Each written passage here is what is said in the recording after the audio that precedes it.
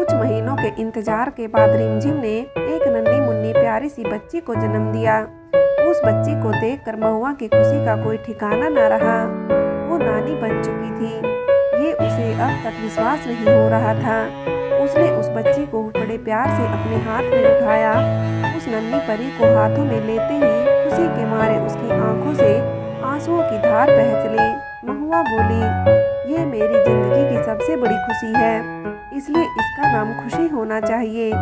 मैं अपनी बेटियों के जन्म के वक्त इतनी खुश नहीं थी, क्योंकि मुझे डर था कि ना जाने मेरी बेटियों के नसीब में कैसी जिंदगी लिखी है। लेकिन इसे देखकर एक आज़ादी का अनुभव हो रहा है। बस आज भर के लिए मुझे पंख मिल जाएं तो मैं हवा में उड़ जाऊं। रिमझिम की बेटी को महुआ ने तब तक संभाला जब तक कि वो 5-6 महीने की ना हो गई। इसके बाद रिमझिम बच्ची को अपने साथ ससुराल लेकर चली गई। रिमझिम के जाने के बाद मिट्टू की भी खुशखबरी आ गई और इसके कुछ महीने बाद उसने बेटे को जन्म दिया। लेकिन वो महुआ के पास ना आई, क्योंकि उसका ख्याल रखने वाले उसके ससुराल में काफ़ी लोग थे। अब महुआ बिल्कुल निश्चिंत हो चुकी थी। दोनों बेटियों की गोद भी भर चुकी थी। अब इंतजार रह गया था तो केवल बहू का। उसे विलायत से पलाश के लौटने का इंतजार था कि वो वापस आ जाए तो कोई अच्छी सी लड़की देखकर इस जिम्मेदारी को भी पूरा कर दे। लेकिन इंसान जैसा सोचता है वैसा हो कहाँ पाता है। अगर जिंदगी हमारे अनुसार चलने लगे तो इंसान को कभी कोई तकलीफ ही ना हो। पलाश को विलायत गए हुए 2 साल पूरे होने वाले थे और बस महुआ को उसके आने का इंतजार था। और 1-2 महीने बाद वो विलायत से लौट भी आया। उसे प्रभात सिंह एयरपोर्ट लेने पहुंचे और 1-2 दिन वो शहर में रुकने के बाद महुआ के पास गांव भी आ गया। लेकिन विलायत से लौटने के बाद पलाश को गांव में रहना रास नहीं आ रहा था। 2-4 दिन रहने के बाद पलाश ने बोल ही दिया कि वो अब गांव में और नहीं रह सकता, वो शहर में ही रहेगा। लेकिन कभी कभी महुआ से मिलने आ जाया करेगा। महुआ को पलाश की बातों का कुछ बुरा तो लगा, लेकिन उसे ये लगा कि ये तो हमेशा शहर में ही रहा है, इसलिए इसे शहर में रहने की आदत है। और फिर मेरे साथ ही कब तक रहेगा? कहीं नौकरी मिल जाएगी तो मुझे छोड़कर तो इसे जाना ही पड़ेगा। और महुआ ने पलाश को शहर जाने की इजाज़त दे दी। पलाश शहर आ गया तो महुआ के कहने पर एक बार फिर प्रभात सिंह उसके संरक्षक बन गए। शहर आने के कुछ ही दिनों बाद पलाश को एक बहुत बड़े कारखाने में एक अच्छे ओहदे पर रख लिया गया। वहाँ के मालिक को पलाश अपनी बेटी के लिए जच गया। कारखाने के मालिक सेठ हीरानंद की बेटी स्वर्णा ने भी एक बार पलाश को कारखाने के किसी समारोह में देखा तो वो उसे एक ही नज़र में भा गया। उसने पलाश से दोस्ती कर ली। दोनों की दोस्ती को प्यार में बदलते देर न लगी और बात शादी तक आ पहुंची। सेठ हीरानंद ने सगाई का दिन भी तय कर लिया। इसमें पलाश भी राजी था और इसने इस मसले पर महुआ से भी कुछ कहने सुनने की जरूरत भी महसूस नहीं की। ये बात जब प्रभात सिंह तक पहुंची तो वो फौरन महुआ के पास गांव आए और महुआ से बोले, हम ये क्या सुन रहे हैं? लड़का अपनी मनमर्जियाँ कर रहा है और आप बर्दाश्त कर रही हैं, उससे जाकर सवाल क्यों नहीं करती? अब मैं क्या बोलूं और क्या कहूं? उसकी जिंदगी है, जी लेने दीजिए, मैं दखल नहीं देना चाहती। महुआ बोली, लेकिन ये गलत हो रहा है, हमें मंजूर नहीं। प्रभात सिंह बोले, शादी ही तो कर रहा है अपनी मनमर्जी से, तो क्या हो गया? महुआ बोली, परसों सगाई है, आपको कोई जानकारी है? प्रभात सिंह बोले, नहीं, मुझे तो कुछ भी नहीं पता। महुआ बोली, ना उसका बहनों से कोई सरोकार और ना माँ से, कैसी मति भ्रष्ट हुई है उसकी। प्रभात सिंह बोले, रहने दीजिए ना, जो करता है तो करे, बुलाएगा तो चली जाऊंगी। महुआ बोली। महुआ से इसी तरह की कुछ बातें करके प्रभात सिंह वापस शहर आ गए और दूसरे दिन पलाश सगाई के लिए महुआ को लेने गांव पहुंच गया। पलाश को देखकर महुआ बोली, आज तो नहीं चल सकती, तू अभी जा, मैं कल पक्का आऊंगी। सच माँ, तुम आओगी ना? पलाश बोला, हाँ आऊंगी। और महुआ का ऐसा जवाब सुनकर पलाश निश्चिंत होकर शहर वापस आ गया। सगाई वाली शाम महुआ उस जगह पहुंची जहां सगाई थी। खाना पीना चल रहा था।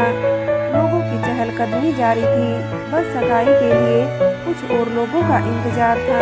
प्रभात सिंह भी पहले से वहां पहुंच गए थे। उनका मन तो नहीं था, लेकिन महुआ के जोर देने पर वे आ गए थे। महुआ जैसे ही पहुंची, महुआ को देखकर पलाश खुश होकर बोला, तुम आ गई माँ, मुझे पता था कि तुम जरूर आओगी। चलो माँ, मैं सबसे तुम्हारा परिचय करवाता हूँ। और एक एक करके पलाश ने महुआ का सबसे परिचय करवाया। लेकिन उस भीड़ में से एक शख्स ऐसा भी था जिसने महुआ को पहचान लिया और सबके सामने ये ऐलान करते हुए कहा कि हीरानंद जी, ये औरत आपके होने वाले दामाद की माँ है। ये औरत हीरानंद जी, आपको दुनिया में कोई और लड़का नहीं मिला था जो आप अपनी बेटी की शादी एक कवायद के बेटे से करने जा रहे हैं। क्या बकते हो करोड़ीमल, मेरा होने वाला दामाद एक कवायद का बेटा कैसे हो सकता है? हीरानंद बोले, मैं बकता नहीं हूँ, सच कहता हूँ। मेरी बात पर यकीन ना हो तो इस औरत से खुद ही पूछ लो कि ये मशहूर कवायद मोती बाई है कि नहीं। करोड़ीमल बोला। ये सुनकर महुआ एक पल को शून्य हो गई। जिसका उसे सालों से डर था, आखिर वही हुआ। उसका अतीत आज भी उसके सामने मुंह फाड़े खड़ा था, उसे निगलने के लिए। अब वो क्या जवाब दे सबके सवालों का? उसे कुछ नहीं सूझ रहा था कि वो क्या कहे और क्या सफाई पेश करे। तभी सुवर्णा ने पलाश से कहा, पलाश, तुमने मुझसे इतनी बड़ी बात छुपा कर रखी कि तुम एक तवायफ के बेटे हो। ये बात तो मुझे भी पता नहीं थी। पलाश बोला, तो जाकर अपनी माँ से क्यों नहीं पूछते? लेकिन वो तुम्हें क्यों बताने लगी भला कि वो एक तवायफ थी? मौका जो मिल रहा था शरीफों के बीच में घुसने का। सुवर्णा बोली, तुम चुप रहो सुवर्णा, किसी पर बेवजह लांछन लगाने से पहले उसकी हकीकत तो जान लो। हीरानंद जी सुवर्णा को डांटते हुए बोले। सबकी बातें सुनकर पलाश चुप ना रह सका और महुआ से पूछ ही बैठा, क्यों माँ, क्या ये सच है? तुम बोलती क्यों नहीं? कह दो कि ये झूठ है। और महुआ फिर पलाश के किसी भी सवाल का जवाब न दे सकी और उसी वक्त चुपचाप बाहर आ गई और मोटर में बैठकर ड्राइवर से गांव चलने को कहा। तभी सेठ करोड़ीमल फिर से बोला, मैं ना कहता था कि वो एक तवायफ है। अगर शरीफ होती तो ऐसे मुंह छुपाकर न चली जाती। बाजारू औरत कहीं की, यहाँ हम शरीफों के बीच में जगह बनाने आई थी। उसके बाद सुनकर पलाश वहीं जमीन पर घुटनों के बल बैठकर रोने लगा। ये तमाशा देखकर अब प्रभात सिंह भी चुप ना बैठ सके और वहाँ मौजूद लोगों और करोड़ीमल से बोले, अच्छा तो सेठ करोड़ीमल, आपको कैसे मालूम कि वो तवायफ थी? इसका मतलब कि आप भी कभी उनकी महफिलों की शान बढ़ाने उनके कोठे पर जाते होंगे। तवायफों के कोठे पर आप जैसे रईस ही जाया करते हैं और जब शराफत की बात आती है तो आप शरीफ और वे औरतें एक पल में बाजारू हो जाती हैं। जनाब, आपके मुंह से शराफत की बातें अच्छी नहीं लगती। आप सबको कुछ पता भी है कि किन हालातों में वे इस धंधे में उतरती हैं। अरे साहब, किसी औरत को शौक नहीं होता अपने जिस्म की नुमाइश करने का। पेट की भूख और गरीबी के कारण उतरती हैं वे इस गंदगी में। और आप जिस औरत की बात कर रहे हैं ना, वो किसी देवी से कम नहीं है। मैंने देखा है उसकी परिस्थितियों को। मैंने देखा है कि उसने किन हालातों से उबरकर इस जिंदगी को पाया है। और बेटा पलाश, वो सवाल पूछने के तुम काबिल ही नहीं हो। तुम्हें मैं बताता हूँ कि उसने आज तक मुझसे अपना अतीत क्यों साझा नहीं किया। उनका संघर्ष देखकर तुम्हारी आंखें भी नम हो जाएंगी। और प्रभात सिंह ने एक ही पल में सबके सामने महुआ की सच्चाई बयां करते हुए उसके अतीत के बारे में सब कुछ बता दिया। ये सुनकर वहां मौजूद लोगों का दिल पसीज गया और सुवर्णा पलाश के पास आकर बोली, मुझे माफ कर दो पलाश, मैंने माँ को अपशब्द कहे। उस रात पलाश अपने आप पर इतना शर्मिंदा था कि वो अपनी माँ के पीछे पीछे ना जा सका और रात भर रोता रहा। और उस रात महुआ घर पहुंची। उपेंद्र की तस्वीर अपने सीने से लगाकर रात भर रोती रही और तस्वीर से बोली, सुनते हो जी, आज मुझे मेरे किए का इनाम मिल गया। सारी दुनिया के सामने आज मेरे बेटे ने मुझसे सवाल किया। उसने मुझसे पूछा कि मैं तवायफ थी या नहीं। सुबह जब दूध वाला दूध देने आया तो महुआ ने दरवाजा नहीं खोला। तब उसने गांव वालों को बताया। गांव वालों ने दरवाजा तोड़कर देखा था तो महुआ का निर्जीव शरीर बिस्तर पर पड़ा था और बगल में पड़ी थी उसके पति उपेंद्र की फोटो। तब तक पलाश भी अपनी माँ को मनाने आ पहुँचा था, लेकिन उसे पता नहीं था कि माँ उसे ऐसे रूठेगी कि उसे छोड़कर ही चली जाएगी।